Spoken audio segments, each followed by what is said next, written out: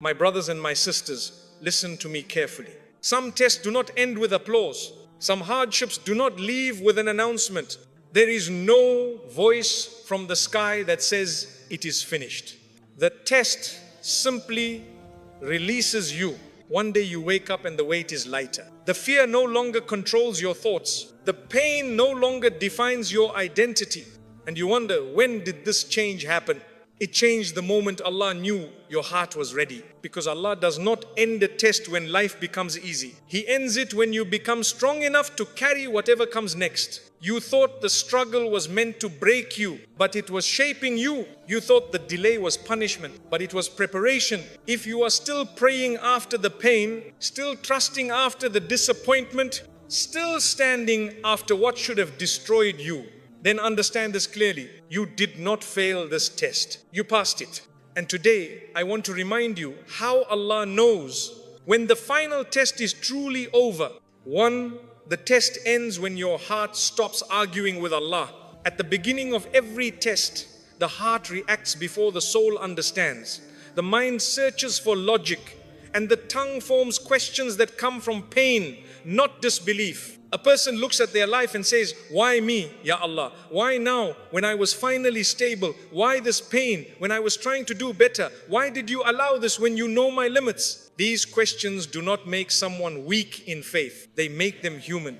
Allah created the heart and He knows how it trembles under pressure. He knows the tears before they fall, the sighs before they escape, and the thoughts we never dare to speak out loud. In the early stages of a test, the heart resists.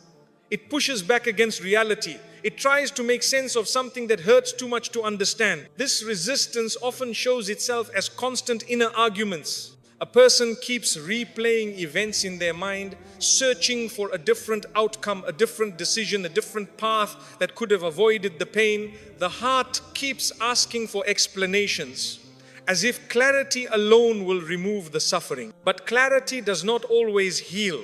Sometimes it only deepens the wound.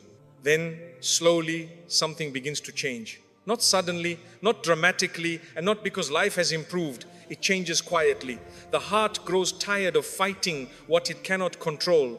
The constant questioning begins to exhaust the soul. And in that exhaustion, a realization forms. Arguing with Allah does not bring peace. At that moment, the heart does not become passive and it does not give up, it lets go. There is a difference. Letting go does not mean you stop caring. It means you stop trying to overpower the wisdom of the one who sees what you cannot see. This is the moment when the heart stops demanding explanations. A person no longer says, Ya Allah, if you fix this, then I will be patient. They no longer bargain with obedience or worship. They no longer attach their trust to conditions. Instead, a quieter dua replaces the noise. It is not dramatic, it is not long, it is simply sincere. Ya Allah, I trust you even if I do not understand what you are doing with my life.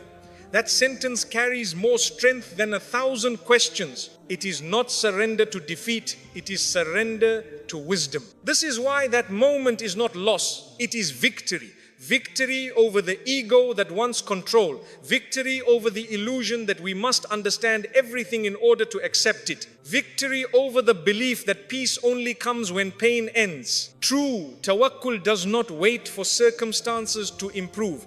It appears while the storm is still active. Allah tells us in the Quran that whoever places their reliance upon Him, Allah is sufficient for them. He does not say Allah becomes sufficient after the problem disappears. He says Allah is sufficient while the problem exists. That means reliance itself is a form of protection. Many people misunderstand tawakkul.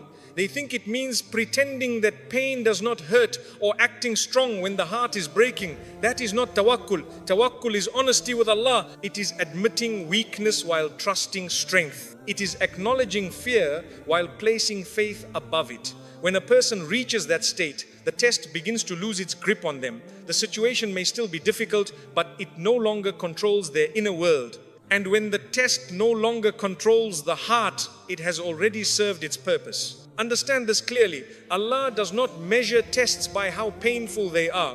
He measures them by what they produce in the heart. If hardship produces humility, patience, sincerity, and closeness to Allah, then the test has succeeded. And once it succeeds, it does not need to remain in the same form. Sometimes Allah removes it, sometimes He softens it, sometimes He replaces it with something else. But the turning point always begins inside the heart, not outside, in circumstances. This is why two people can face the same hardship and one is destroyed while the other is elevated. The difference is not strength, intelligence, or luck. The difference is where the heart stands with Allah. When the heart stops arguing, it opens itself to acceptance. Acceptance does not mean approval of pain. It means trusting the wisdom behind it. A heart that accepts Allah's decree without conditions becomes lighter, even if the burden remains. There is also a subtle sign that this shift has happened. You stop asking, when will this end? And start asking, what does Allah want to teach me through this? That question changes everything. It turns suffering into meaning. It turns waiting into growth. And it turns pain into purification. When the heart reaches this stage, impatience begins to fade. Anger softens. Resentment loses its edge. The person may still feel sadness, but it no longer feels rebellious. It feels reflective. The test does not end when the pain disappears. This is where many people get confused. They think passing a test means immediate relief. But often, relief comes later. First comes alignment. First comes acceptance.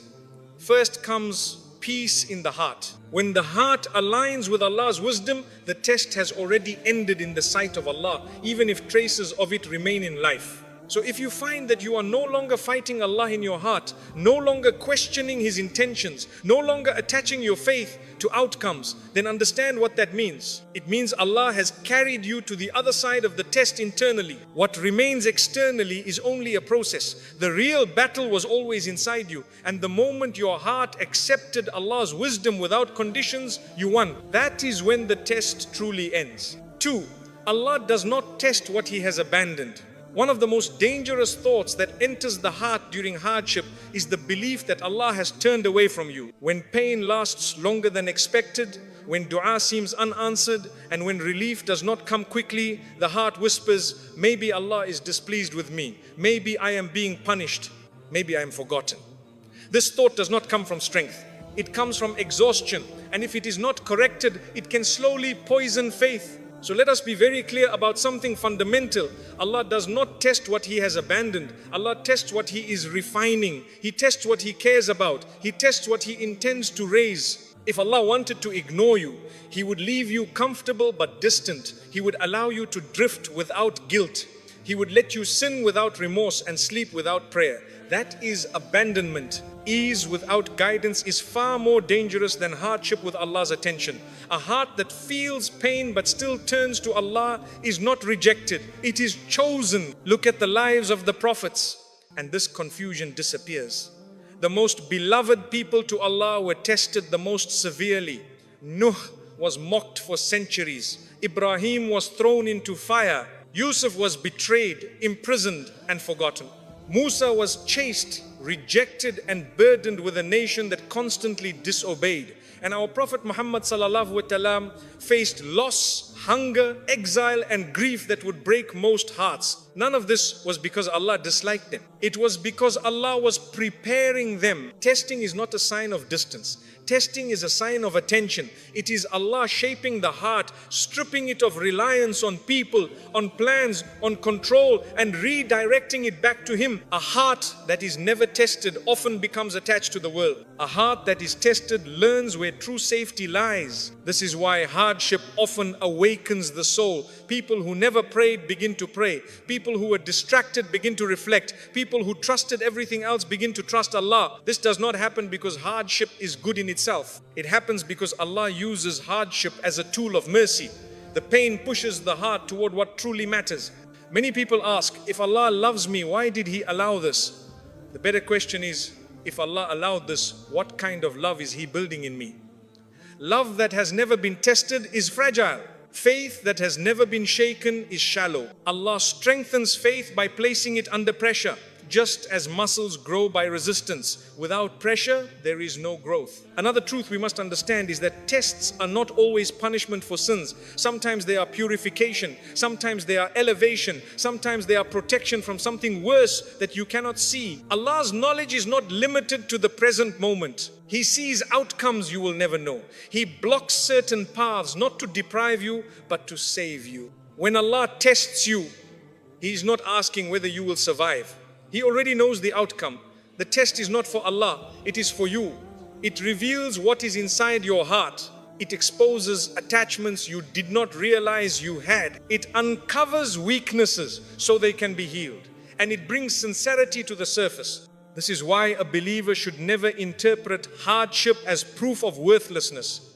If anything, hardship is often a sign that Allah sees potential. He does not polish stones that will never shine. He does not refine hearts that are meant to remain empty. When Allah invests effort in shaping you, it is because He intends to use you for something greater than your comfort. There is also mercy hidden in the fact that tests have limits. Allah says that He does not burden a soul beyond what it can bear. This does not mean the test will feel easy. It means it is measured. Even when you feel overwhelmed, Allah knows exactly how much pressure your heart can take before it breaks. And He never crosses that line. If you are still breathing, still believing, still standing, then the test has not exceeded your capacity. That itself is evidence of Allah's care. Many people survive hardship and later realize that it saved them from arrogance, it humbled them, it made them compassionate, it made them patient. Without the test, they might have been successful but spiritually empty. With the test, they became grounded, aware, and connected to Allah. This is not something you appreciate while it is happening. It becomes clear only in hindsight. So when you look at your pain, do not rush to label it as abandonment. Look deeper. Ask yourself what it has taught you. Ask yourself how it has changed your relationship with Allah. Ask yourself whether it has softened your heart or hardened it. If it brought you closer to Allah, then it was not rejection. It was guidance in a difficult form. Remember this as well. Allah tests believers in different ways. Some are tested with loss, some with waiting, some with loneliness, some with responsibility, and some with blessings that threaten to distract them. Every test is tailored. Allah does not randomly distribute pain. He gives each soul what it needs for its journey. When the test begins to ease, or when your heart begins to feel stronger within it, do not assume Allah finally noticed you. He was always watching. The test ends not because Allah became merciful, but because mercy was the reason for the test in the first place. So hold on to this truth firmly. If Allah is testing you, He has not left you. He is working on you. He is protecting you from something unseen. He is preparing you for something ahead. And when the lesson is learned, the test will either end or transform, because Allah does not keep pain without purpose. Allah never abandons what He is shaping. 3. The final test leaves you humble, not arrogant. One of the clearest signs that a test has truly ended is not found in your circumstances, but in your character. When a test finishes its work, it does not inflate the ego, it softens the heart. It does not make a person loud about their strength. It makes them quiet about their dependence on Allah. If hardship made you arrogant, then it did not finish shaping you. But if it humbled you, then understand that the test reached its purpose. At the beginning of pain, people often imagine that surviving difficulty will make them feel powerful. They think that once the struggle is over, they will stand taller than others and feel superior for enduring what others could not. But Allah does not raise people by feeding their ego. He raises them by breaking it gently, then rebuilding it correctly. Real strength in Islam is never arrogance. It is humility anchored in awareness of Allah. When a person comes out of a severe test, they stop assuming things about others. Before pain, it is easy to judge. Easy to say, why are they weak? Easy to think, if that were me, I would handle it better. But after pain, that language disappears. You realize how fragile people truly are. You understand that everyone is carrying something unseen. You stop measuring others by what you can see, because your own deepest battles were invisible to most people. This humility is not insecurity, it is clarity. You no longer see yourself as self-made. You no longer attribute survival to intelligence, planning, or personal strength. You know the truth. You were carried. There were moments you should have broken, but you did not. There were nights you had no strength left, yet you woke up the next day. There were times when your heart was empty, but somehow you kept going. And you know with certainty that this did not come from you. That awareness changes how you speak, how you listen, and how you treat people. You become slower to criticize and quicker to excuse. You stop demanding perfection from others because you know how messy growth can be. Hardship removes the illusion that people are simple. It teaches you that every smile may hide a struggle and every silence may be heavy with pain. Allah loves humility because it keeps the heart open. An arrogant heart cannot receive guidance. It thinks it already knows. But a humble heart remains teachable. It listens, it reflects. It stays aware of its dependence on Allah. This is why Allah often breaks arrogance through hardship, not to humiliate, but to save a person from spiritual destruction. Pride distances a person from Allah far more than weakness ever could. After a test, a humble person does not boast about how patient they were. They remember how close they came to despair. They remember moments of weakness, doubt, and fear. And instead of being ashamed of those moments, they become grateful that Allah did not abandon them during them. This gratitude replaces pride. A person begins to say in their heart, Ya Allah, if you left me to myself for even a moment, I would have been lost. This humility also shows itself in worship. Before the test, worship may have been routine. After the test, worship becomes sincere, not louder, not longer for display, but deeper. Dua becomes honest, stripped of formality. Salah becomes refuge, not obligation alone. The heart no longer stands before Allah with entitlement. It stands with need. And Allah loves a servant who knows they need Him. Another sign of humility after hardship is the loss of bitterness. A person who has truly passed a test does not come out angry at the world. They do not carry resentment toward Allah or people. They may still remember the pain, but it does not define them. Instead of bitterness, they carry understanding. They realize that pain was not personal, it was purposeful. And once you understand that, resentment has no place to grow. Humility also changes how a person views success after hardship. When Allah opens doors after difficulty, a humble person does not rush to claim credit. They do not forget where they came from. They do not look down on those still struggling. They remember the days when they were the one asking Allah for relief. And that memory keeps their heart grounded even when their situation improves. This is why humility is one of the greatest gifts a test can leave behind. Without it, success becomes dangerous, comfort becomes corrupting. But with humility, blessings become safe. A humble heart can carry ease without becoming ungrateful. It can handle praise without becoming arrogant. It can receive blessings without forgetting Allah. Understand this clearly. A test that ends with arrogance was not completed properly. It may have paused, but its lesson remains unfinished. Allah does not remove hardship to create pride. He removes hardship once humility has settled in the heart. Because humility protects faith long after pain has passed. So if you notice that you are gentler than before, more patient with people, more aware of Allah, less judgmental, and less impressed with yourself, then recognize what that means. The test did not break you. It shaped you. It removed something dangerous from your heart and replaced it with something beautiful. And that is how you know the final test truly left its mark. 4. When the test ends, the heart finds peace before life improves. One of the biggest misconceptions people carry is that the end of a test must look dramatic. They expect a sudden change in circumstances, a clear victory, or an obvious reward. They believe that when Allah ends a test, life must immediately become easier. But this is not how Allah works with the heart. Very often, the test ends internally long before anything changes externally. The first sign is not relief in life. The first sign is peace in the heart. A person may still be facing the same challenges. The situation may look exactly the same to everyone else. The problems may not have disappeared, but inside, something has shifted. The heart is no longer restless. The mind no longer races endlessly.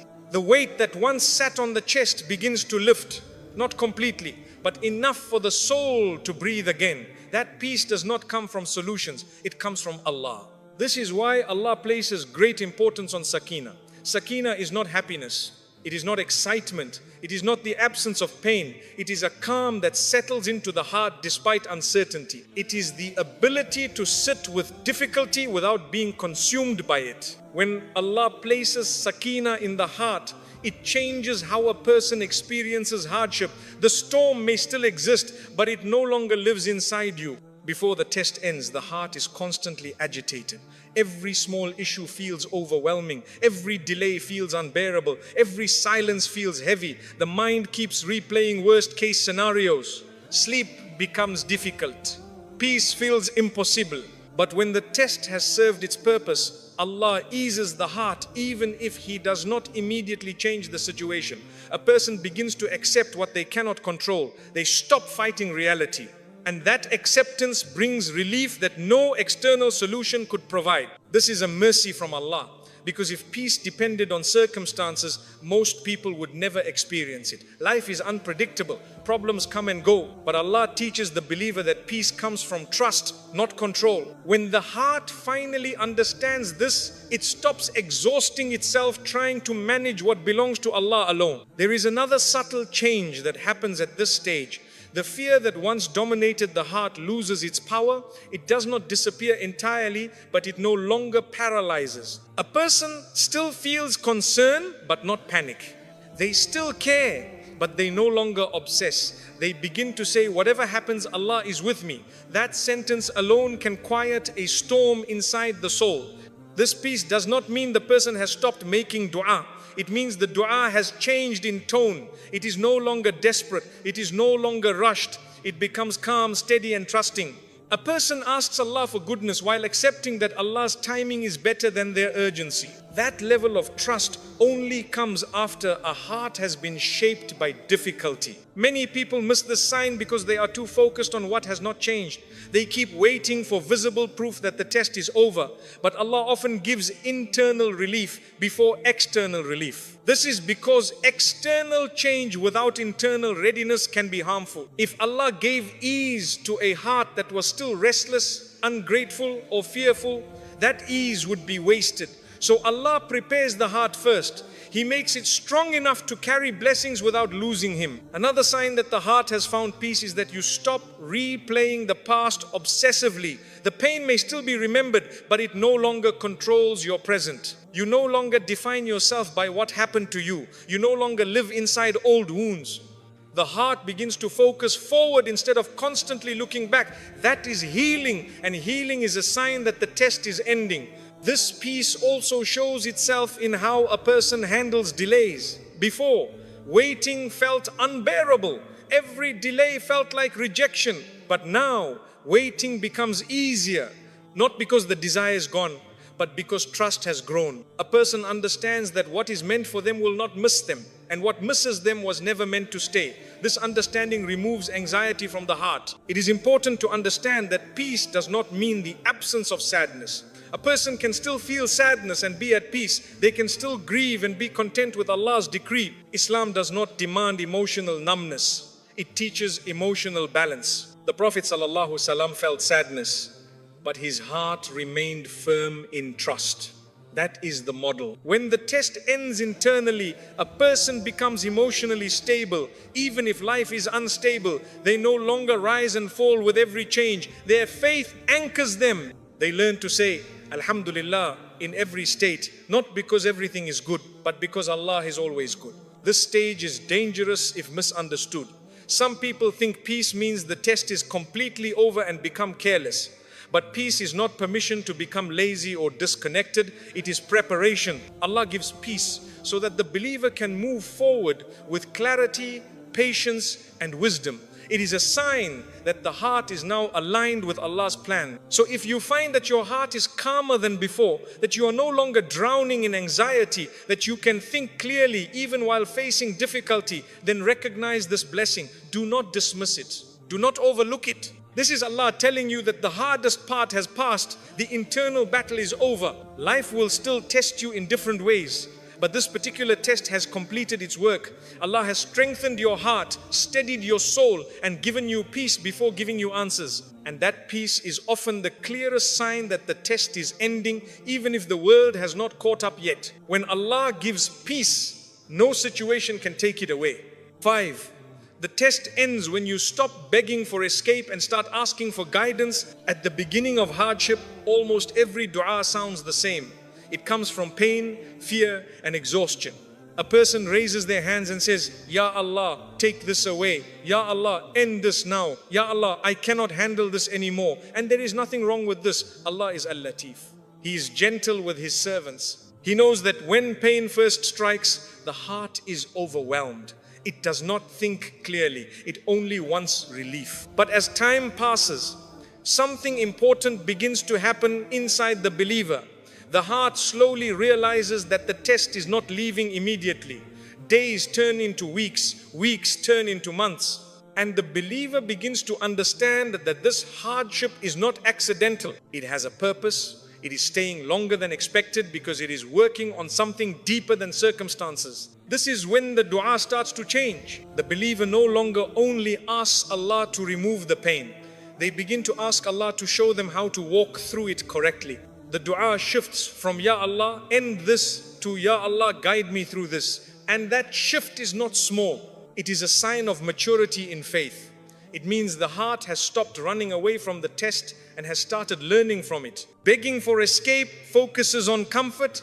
Asking for guidance focuses on growth. And Allah loves growth that leads to closeness. When a believer reaches this stage, they stop asking questions like, why is this happening to me? And start asking, what does Allah want from me in this situation? That question alone transforms suffering into purpose. It turns hardship into a classroom rather than a prison. The believer no longer feels trapped. They feel guided even while struggling. This does not mean the pain suddenly becomes easy. It means the pain becomes meaningful.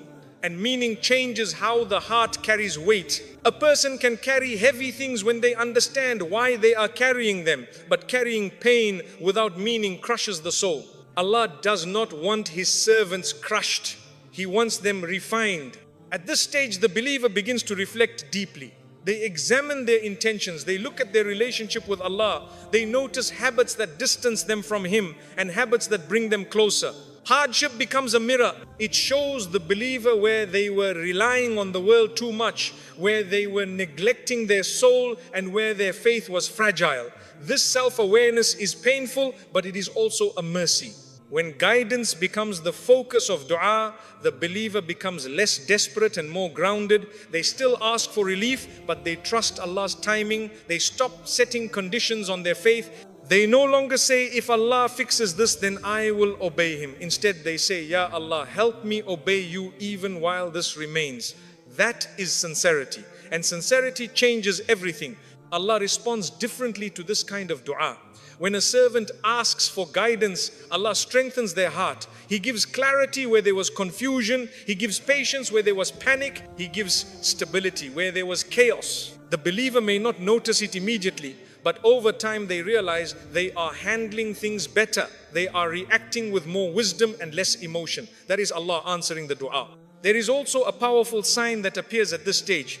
The believer stops comparing their test to others. Before, they might have said, why is my life harder than theirs? But now, that comparison fades. They understand that Allah gives every soul a different path. They stop measuring fairness by ease. They start measuring success by closeness to Allah. This is when the test begins to loosen its grip, not because the problem is gone, but because the believer has learned how to carry it correctly. Allah does not need to keep applying pressure once the lesson is understood. Just as a teacher does not repeat a lesson once the student has learnt it, Allah does not prolong pain without purpose. Asking for guidance also changes how a believer views outcomes. They stop seeing only one acceptable result. They trust that whatever Allah chooses will be better for their faith, even if it is not what they originally wanted.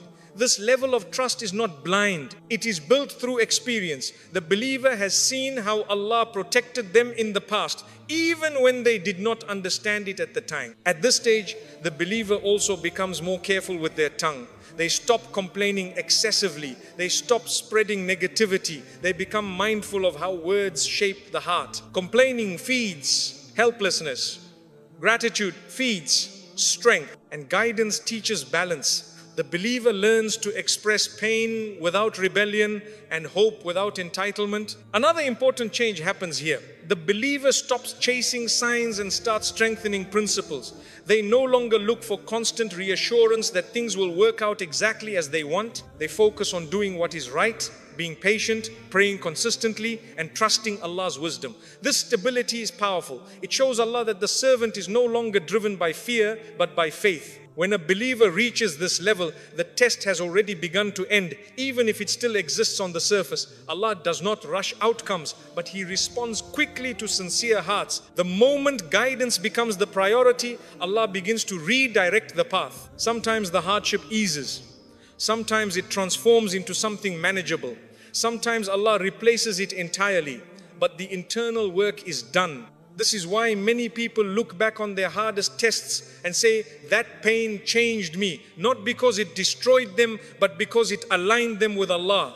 They emerged more aware, more sincere, and more focused on the hereafter than before. That is not failure, that is success. So if you find that your dua has changed, that your heart is more concerned with pleasing Allah than escaping discomfort, then understand what that means. The test has taught you what it was meant to teach. You are no longer running from it. You are walking through it with guidance. And when a servant reaches that stage, Allah does not keep them trapped. He opens a door because the lesson has already settled in the heart. That is when the test truly begins to end. 6. What broke you was never meant to stay with you. One of the hardest truths to accept during a test is that not everything you lose is a loss. When something breaks your heart, the first reaction is to hold on tighter. You try to fix it, save it, revive it, or return to how things were before. The pain convinces you that what left was essential to your happiness.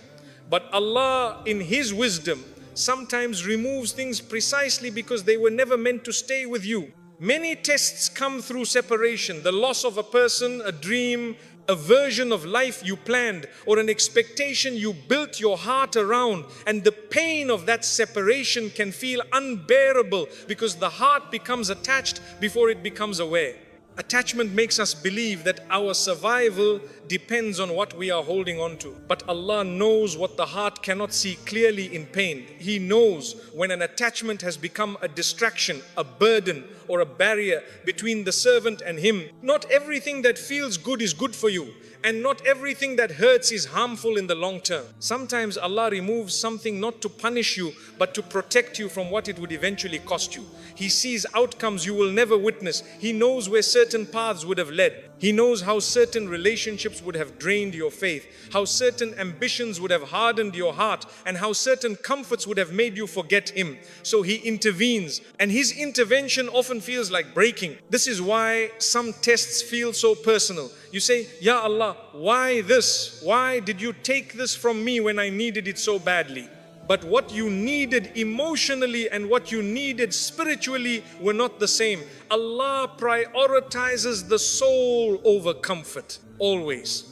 And the soul sometimes needs separation in order to heal. What breaks you initially is not the loss itself. It is the belief that you cannot live without what you lost. Over time, Allah gently shows you that you can breathe again, that you can function, that you can smile, that you can pray, that you can grow. And that realization is not meant to shame you, it is meant to free you. It teaches you that your strength was never dependent on that person, that thing, or that situation. Your strength came from Allah all along. When something leaves your life after causing deep pain, it often leaves behind clarity. You begin to see things you ignored before, red flags you explained away, signs you dismissed, warnings you overlooked because attachment made you blind. Allah removes the veil slowly, not to hurt you, but to help you understand. And understanding brings closure that emotion alone never could. This is also why Allah does not always allow things to return once they are removed. Not because He is cruel, but because returning to what broke you would undo the healing. Some doors are closed permanently because reopening them would reopen wounds that Allah worked hard to heal. A believer who understands this stops chasing what Allah has taken away. They stop begging for what was never meant to stay. There is also wisdom in the timing of separation. Allah often removes things at the moment they would have caused the most damage later. You may not see it now. you may only feel loss. But years later, you will look back and realize that what you wanted so badly would have destroyed something far more valuable in you. That realization brings gratitude that only comes with maturity and hindsight. Another important truth is this: Allah does not empty your hands without planning to fill them with something better. But better does not always mean similar. It means healthier, stronger, more aligned with your faith, more sustainable for your soul. When a believer insists on replacing loss with something identical, they delay healing. When they trust Allah to choose better, they open themselves to growth. This lesson also teaches detachment, not detachment from people, but detachment from dependence. The believer learns to love without making idols, to care without losing themselves, to appreciate without clinging. This balance is essential for spiritual health. Anything that threatens your relationship with Allah cannot be allowed to own your heart completely. What broke you also taught you limits. It showed you what you can and cannot carry. It revealed where you gave too much, trusted too easily, or ignored your own spiritual needs. Those lessons are painful, but they are protective. A believer who learns from them does not repeat the same mistakes. They love with wisdom, they trust with boundaries, they move forward with awareness. This is why the end of this kind of test often comes with acceptance rather than regret. You stop wishing things had stayed the same. You stop replaying alternate versions of life. You accept that what happened was part of your journey, not a detour from it. Acceptance does not erase pain, but it releases the grip pain has on your future. So if something left your life and broke your heart, do not rush to conclude that it ruined you. Ask yourself what it removed from you that needed to go. Ask yourself what it taught you about reliance, attachment, and trust. Ask yourself whether holding on would have cost you your peace, your faith, or your self-respect. What Allah removes after breaking you was never meant to define you. It was meant to refine you. And when you finally let go, not because it stopped hurting, but because you trusted Allah's wisdom, you will realize something powerful. You did not lose what you needed. You were freed from what was holding you back. That is when this test truly reaches its end. 7. After the final test, responsibility increases. Many people think that passing a test means rest. They imagine that once Allah lifts a hardship, life should finally become easy and light. But in reality, when Allah ends a major test, He does not reduce responsibility, He increases it. Not as a burden, but as an honor. Because growth always comes with accountability. When Allah allows you to go through something that reshapes your heart, He does not do it just for you. He does it so that what you learned can be carried forward into how you live, how you treat people, and how you represent faith. Surviving a test is not the end of the story. It is the beginning of a new role. After hardship, you see the world differently. You understand pain in a way you did not before. You recognize fear in others because you have lived it. You notice silence because you once carried it. That awareness is not accidental. Allah gave it to you so that you would be gentler with people, not harsher, more patient, not more demanding, more understanding, not more judgmental. With awareness comes responsibility. Once Allah teaches you something, you are expected to act on it. If hardship taught you patience, then you are now responsible for practicing patience even when life improves. If pain taught you humility, then you are responsible for staying humble when success comes. If loneliness taught you empathy, then you are responsible for showing up for others who feel alone. This is why the believer cannot return to who they were before the test. That version of you does not exist anymore. Allah has reshaped your heart, and with that reshaping comes a higher standard. You are no longer allowed the same excuses. You are no longer allowed the same ignorance. You know better now. And knowing better means doing better. Responsibility also shows itself in how you speak. A person who has passed a major test becomes careful with words. They know how deeply words can wound or heal. They know that careless speech can reopen scars in others. So they choose kindness over sharpness. They choose honesty without cruelty. This restraint is not weakness. It is maturity born from pain. Another responsibility is gratitude. Not shallow gratitude that appears only in comfort, but deep gratitude that remains even in difficulty. Allah expects a believer who has tasted hardship to recognize blessings quickly. Small things no longer feel small. Peace, stability, health, and faith are appreciated in ways they never were before. Ingratitude after hardship is dangerous because it wastes the lesson Allah worked to teach. After the final test, Allah also expects consistency. Many people turn to Allah intensely during pain and then drift away when relief comes. This is one of the greatest failures after success. If Allah carried you through darkness, then walking away from Him in light is ingratitude of the highest level. The believer who passes a test understands that closeness to Allah was not a temporary survival tool. It was the point all along. Responsibility also increases in how you handle future tests. Passing one major test does not mean life will never test you again. It means you are now expected to respond better next time, with more trust, with less panic, with quicker return to Allah. You have experience now.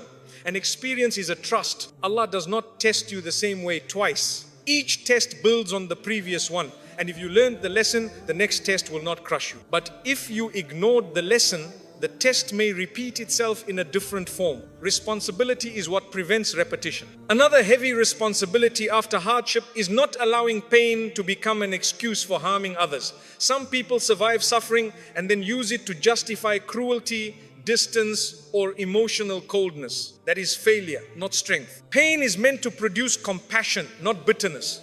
Allah will question how you treated others after teaching you what pain feels like. There is also responsibility toward your relationship with Allah.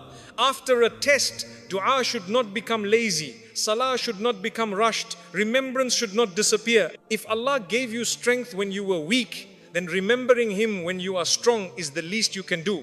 Strength without remembrance leads to arrogance. Remembrance keeps strength clean.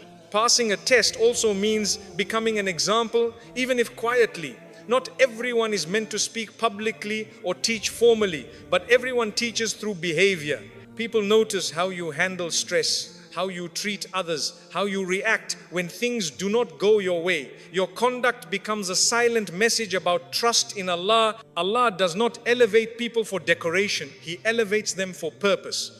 And purpose requires responsibility. So if Allah ended a test in your life, do not ask only for ease. Ask for istiqamah. Ask for steadiness. Ask Allah to help you carry what you learned correctly. Because passing the test was not the finish line. It was preparation. You were not strengthened just to survive. You were strengthened to serve, to reflect faith, and to carry yourself with wisdom. And when responsibility increases, it is a sign that Allah sees you as capable. That in itself is a mercy. My brothers and my sisters, if you take one thing with you today, let it be this: Allah never wastes pain. Not a single tear, not a single night you cried quietly, not a single moment you thought you were breaking. Every test you faced was measured. Every delay was intentional. Every hardship had a purpose attached to it. You were not being punished. You were being prepared. If you are still here, still believing, still turning back to Allah despite everything that tried to pull you away, then the most important part of the test has already been passed. The heart has learned what it needed to learn. The soul has been refined. The reliance has shifted from the world to Allah. Do not rush what comes next. Do not fear the future. And do not look back with regret. What Allah took from you was never meant to own you. What Allah kept with you is what truly matters. And what Allah is preparing for, you will arrive at the right time. Walk forward with humility. Carry patience with dignity. Hold on to Allah with certainty. Because when Allah ends a test, He does not leave you empty. He leaves you wiser, stronger, and closer to Him than before. And that is not loss. That is success. Allah knows best.